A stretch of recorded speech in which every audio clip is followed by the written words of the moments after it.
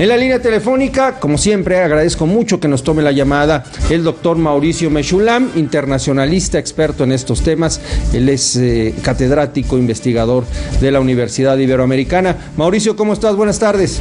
Primo, ¿cómo estás? Un gusto saludarte y pues nuevamente lamentando pérdidas a partir de ataques como este y pues aquí estamos, por supuesto, a la orden. ¿Qué se puede decir con los pocos elementos que hay, Mauricio? Estamos hablando, nos lo explicaba David del Río, el corresponsal de Notimex, un punto muy particular de la geografía francesa en donde hay una gran cantidad de personas musulmanas, habitantes de origen musulmán, pero también un gobierno de ultraderecha. Es un lugar en donde se generan tensiones. ¿Eso nos podría dar una pista sobre lo que pudo haber motivado este atentado?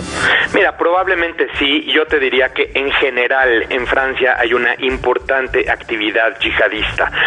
Hay que entender que un ataque que se lleva a cabo es, digamos, la cola de una serie de atentados que se frustran o se detienen, de los cuales ni siquiera nos enteramos. Entonces, más que pensar en una serie de particularidades, que por supuesto las hay por la fecha, pero también la Eurocopa pudo haber tenido sus propios símbolos, nada más que no pudieron concretar ningún ataque en ese momento. Lo que pienso que es fundamental comprender que hay un fenómeno en aumento en el cual París se va a concatenar con Bélgica, quien a su vez se va a concatenar con una serie de atentados en Egipto, en Túnez, en Irak, en Líbano, en Bangladesh más recientemente, en Estambul, ¿no? Y esta serie de elementos son las que nos tienen que mostrar que se trata de una manifestación que claramente tiende a ir creciendo. Y claro, por supuesto, Francia va a recibir más foco mediático porque pues tiene una atracción y por la cantidad de turismo, sin duda, pero hay otros atentados. Hoy mismo, por ejemplo, en Somalia, ¿no? Y claro que en Somalia pues difícilmente va a adquirir el foco mediático que adquiere en Francia, ¿no? Sin lugar a dudas, Mauricio. Y otra cosa que llama la atención, y tú bien dices, hay que detenerse un poco en las particularidades, pero el fondo es otro. Pero el hecho de que se trate de un ataque con estas características, es decir, ya no estamos hablando del uso de material explosivo, no estamos hablando del uso de armas, estamos hablando de alguien que toma un vehículo y simplemente lo lanza contra la multitud. Eso quiere decir que los vehículos, precisamente para llevar a cabo este tipo de ataques, pueden ser cualquier cosa.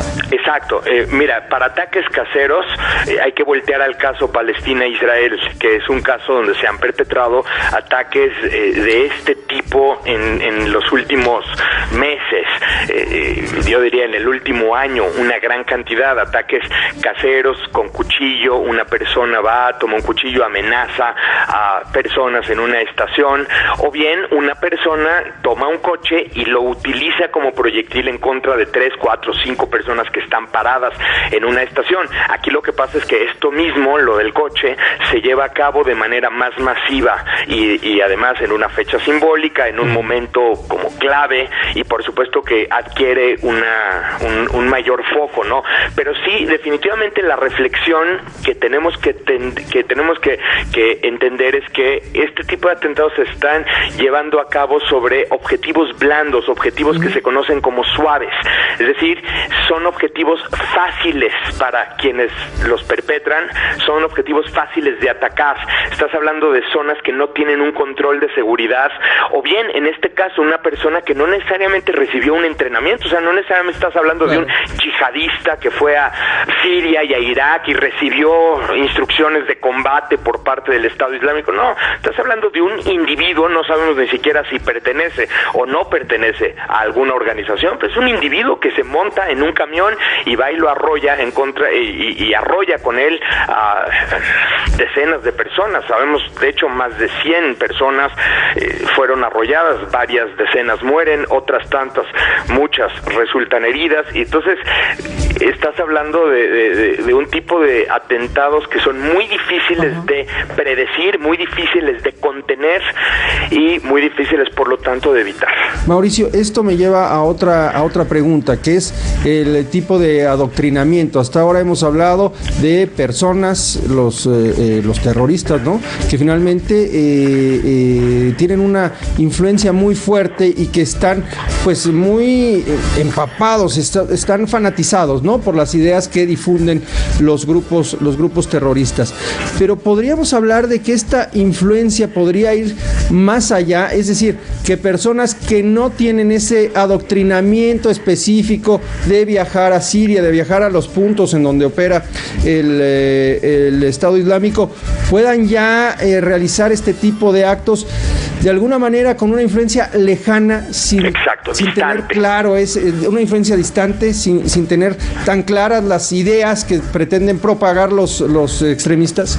Sí, por supuesto, ese es como el tema que se está estudiando en este momento. Mira, tradicionalmente, no me quiero comer tu tiempo, pero te lo explico. El tiempo es tuyo. Tradicionalmente, el adoctrinamiento se daba en la misma Francia o en otros países como Bélgica, donde los reclutadores iban hacia las colonias más marginales, a las cárceles, muchas veces a las prisiones, iban detectando quiénes podían ser potenciales reclutas y los iban paulatinamente adoctrinando y les iban diciendo, mira, tu vida puede tener sentido, y empezaban a generar esta interacción de un líder con una persona que lo empieza a seguir, y este fenómeno empezaba a incidir en la mentalidad del individuo que toma la decisión de soltar sus cosas, dejar todo, irse a Siria, irse a Irak, o bien empezarse a preparar desde casa para cometer un atentado. Así era tradicionalmente. Ahora lo que estamos viendo es que este proceso está ocurriendo a distancia. Muchas veces hay esta interacción en redes sociales, la hay muchas veces en grupos de Facebook,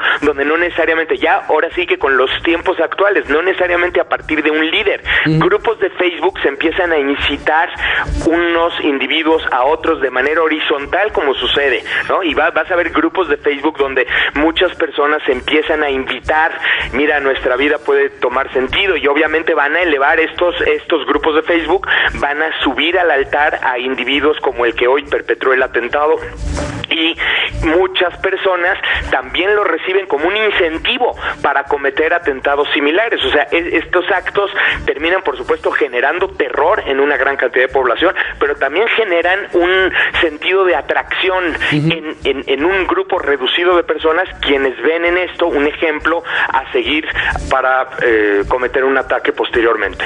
Correcto, y eso nos habla también de cómo las redes sociales son usadas precisamente por esta cualidad que tienen, ¿no? Algún día leía yo algún artículo en el New Yorker, ¿no?, de Malcolm Gladwell, me parece, que decía que si antes las consignas se transmitían de boca a boca de manera lineal, y entonces eso hacía que se tardara más, ¿no?, en difundir una idea, las redes sociales como el Twitter, como el Facebook, hace precisamente el efecto de una bomba. Tú la sueltas y su efecto expansivo inmediato es algo imposible de detener. Exacto, y es que esta es la bomba, esta es justo la bomba, es una bomba de carácter psicológico, o sea, más allá, por supuesto, de la violencia material y más allá de la lamentable cantidad de personas que mueren o que son heridas en este atentado, aquí estás hablando de esta bomba psicológica que ya penetró a todos los sitios del planeta, ya hizo reproducir y recorrer por todos lados las imágenes, los videos, los textos, ya generó conversaciones, todo el mundo está hablando de esto, en todos los medios se está hablando de esto. Este es el efecto que aporta una enorme eficacia a este tipo de atentados para, por supuesto, para efectos de los perpetradores, y eso es lo que incentiva la comisión de más atentados similares. O sea, literalmente esto tiene un impacto hoy en día mucho más severo a nivel psicológico, por supuesto, a nivel terror, a nivel miedo, que el impacto que tenía hace solamente 10 años. ¿Qué se puede hacer, Mauricio? Híjole, primero tenemos que estudiar muchísimo más acerca del fenómeno. Los estudios que se han efectuado siguen siendo insuficientes. Hay que entender muy bien, por ejemplo, lo que acabamos de discutir tú y yo, ¿no? Cómo impacta esta relación redes sociales en la radicalización de determinadas personas, cómo poder detener el terrorismo en su raíz, o sea, si realmente existe una vinculación socioeconómica con a los atacantes y tratar de generar una menor exclusión social y una mayor integración de las sociedades, o bien hasta qué punto, por ejemplo, los conflictos de Siria, de Irak terminan incidiendo. Recordemos que 99.5%, no estoy inventando una cifra, es la cifra del Instituto para la Economía y la Paz, 99.5% de las personas que mueren por terrorismo mueren en países no occidentales, y es importante entender que el terrorismo es mayormente un fenómeno que está ocurriendo en sitios como África, como Medio Oriente, como Asia, y ahí es donde hay que atacar también las condiciones de raíz. Desde luego, y bueno, tomar en cuenta esto último que dices, si bien en Francia toma un mayor valor, una mayor relevancia mediática, el problema, la mayor parte del problema se encuentra en otros países. Mauricio, como siempre, un gusto saludarte, aún en estas circunstancias, y agradecerte pues tu disposición con la audiencia de Grupo Fórmula para poder explicar lo que está ocurriendo, ¿no? Con los pocos elementos que hay. Con los pocos elementos, por supuesto. Pero es importante entender sobre qué terreno estamos parados y estamos mirando. Al contrario, un gusto saludarte, ojalá para la próxima sea en mejores condiciones, y un saludo a toda la audiencia. Hasta pronto. Fuerte abrazo, Mauricio Mechulam. Él es investigador, catedrático de la Universidad Iberoamericana.